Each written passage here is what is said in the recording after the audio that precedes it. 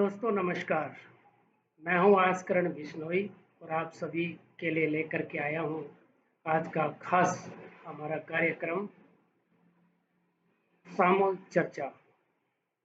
दोस्तों, देश के प्रधानमंत्री विदेश दौरे पर हैं। कल वो जापान थे। आज शाम 4 बजे जापान से उड़ान भरकर वो चीन के नॉर्दर्न सिटी के अंदर पहुंचे, जहां उनका चीन की राष्ट्रीय कला और भूषण की संस्कृति के तहत उनका स्वागत किया गया। दोस्तों,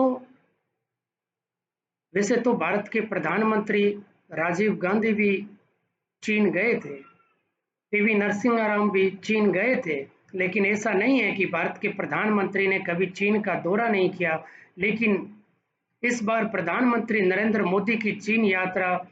काफी खास है, क्योंकि जब भारत की अमेरिका के साथ में तनातनी ट्रेड वार को लेकर के बनी हुई है, ऑपरेशन सिंदूर पर भारत ने पाकिस्तान के साथ साथ चीन तथा तुर्की को भी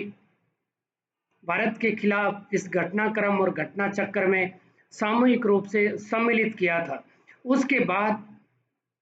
आप जानते हैं कि चीन के साथ में भारत की जो बैठक है प्रधानमंत्री की कल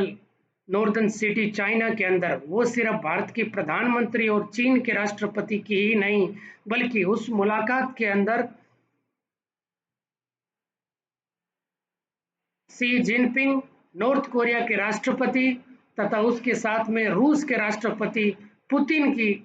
तीनों की सामूहिक रूप से मुलाकात है। इसके अंदर परिणाम क्या निकल के आएगा ये तो पता नहीं, परंतु अमेरिका ने ये साफ रूप से बोल दिया है कि अब ये भारत के प्रधानमंत्री की सीधी लड़ाई डोनाल्ड ट्रंप के साथ में है। तो आने वाले समय में विश्व पटल पर क्या समीकरण बनेंगे ये तो देखना होगा, परंतु भारत आज पूरे विश्व में कच्चे माल के आयात के रूप में और किसी भी देश के लिए अगर कोई देश निर्यात करना चाहता है तो उसके लिए सबसे बड़ा व्यापार भारत है। ऐसे समय के अंदर भारत ने जब ऑपरेशन सिंदूर के तहत जब तुर्की पर प्रतिबंध लगाया था, तो आज उस प्रतिबंध को भी डीजीसीए ने हटा दिया है। डीजीसीए की इंडिगो की विमान भारत से अब तुर्की के लिए आज शाम 5 बजे से उड़ान भर सकेंगे। साथ ही साथ दोस्तों, इस मुलाकात के बाद में क्या परिणाम निकल के आएगा ये तो पता नहीं, लेकिन क्या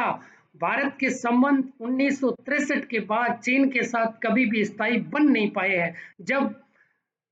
चीन ने तिब्बत को अपने कब्जे में ले लिया था और उसके बाद जब दलाई लामा ने जब भारत में शरण ली और भारत में कई बार जब वो विजिट किए, तो चीन की तीखी प्रतिक्रिया भारत के लिए आई थी। ऐसा हम मानते हैं ही नहीं, बल्कि ये सर्वविज्ञात है कि अगर चीन खाद्य निर्यात यानी उर्वरक निर्यात रोक दे तो भारत के किसानों में हाहाकार मच जाएगा। यदि चीन इलेक्ट्रॉनिक सामान का निर्यात रोक दे तो भारत में हाहाकार मच जाएगा। लेकिन आने वाले समय में चीन और भारत के साथ जो समीकरण बनेंगे, उसके बाद में जो नाटो कंट्री है उसका भारत के प्रति क्या रुख रहेगा, और साथ ही साथ क्वाड की बैठक जो नवंबर दिसंबर में होने वाली थी, जिसकी मेजबानी भारत करने वाला था, जिसमें डोनाल्ड ट्रंप भी आने वाले थे, लेकिन डोनाल्ड ट्रंप ने इसके लिए अभी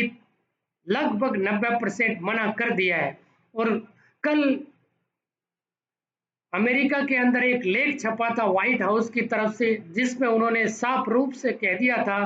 कि डोनाल्ड ट्रंप ने भारत पर दबाव बनाया, और डोनाल्ड ट्रंप ने कहा कि यदि आप पाकिस्तान और भारत यदि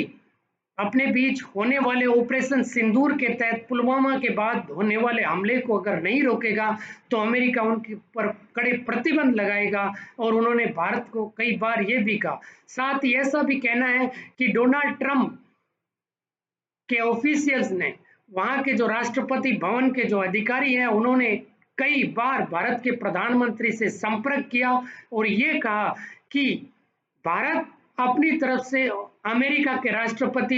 डोनाल्ड ट्रंप को शांति पुरस्कार के लिए नॉमिनेट करने की पहल रखे, लेकिन भारत के प्रधानमंत्री ने इससे इनकार कर दिया था। तो दोस्तों कल की जो बैठक होनी है जिसमें 3 बड़े राष्ट्रों के राष्ट्र प्रमुख भारत के प्रधानमंत्री के साथ मिलेंगे, उसके परिणाम क्या आएंगे ये तो कल शाम को 4 बजे बैठक होने के बाद जब आधिकारिक रूप से भारतीय विदेश मंत्रालय जब इसकी प्रेस कॉन्फ्रेंस करेगा और ब्रीफिंग देगा। तो दोस्तों नमस्कार, आज के लिए इतना ही, धन्यवाद।